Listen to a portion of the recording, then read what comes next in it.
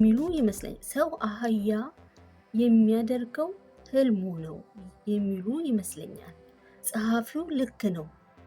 ዓላማ ያለው ሰው መሆንና በዓላማ የሚጸና ሰው መሆን ሁለቱ የስኬት ቁልፎች ናቸው። ስኬታማ ሰዎች ባለ ራዕይ ናቸው። ለራዕያቸውም ታማኝና ጽኑ ናቸው። ለፈተናም ሆነ ለየትኛውም ነገር በቀላሉ እጅ አይሰጡም። እጅ አለመስጠታቸው የህይወታቸው መልክ የስኬታቸው ጠቃሚ ነው። ከአካል ውጪ የሚኖር ህይወት ከህይወት አይቆጠርም። ስለዚህ ውዶቼ ያስተምረናል። እኛ ሰዎች ስንባል ቆመን ስንሄድ ብቻ ሳይሆን አንዳንዴ የሆነ ነገር ሲገጥመን የሆነ ነገር ይዘን የሆነ ነገራችን ሲበላሽ ተስፋ እንቆርጣለን።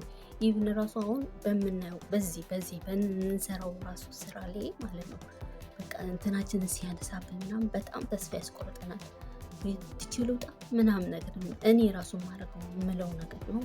ትቼ ልውጣ ምን ያደርግልኛል? ለፍቼ ልፋቱን ታውቁታላችሁ። ለፍቼ ምናምን እንልና ተስፋ በጣም ያስቆርጠናል ማለት ነው። ግን ከተስፋችን ፈቀቅ ሳንል ግባችን እስከ መጨረሻ ጠንክረን ከሰራን ውጤታማ እንደምንሆን ነው የሚነግረንና ወደጄ ሰብስክራይብ፣ ላይክ፣ ሼር እያደረጋችሁ አበረታቱን። ሌላ ነገሮችንም ይዤ እቀርባለሁ። ወደጄ ሰላም ዋኑልኝ። ያለ ምስር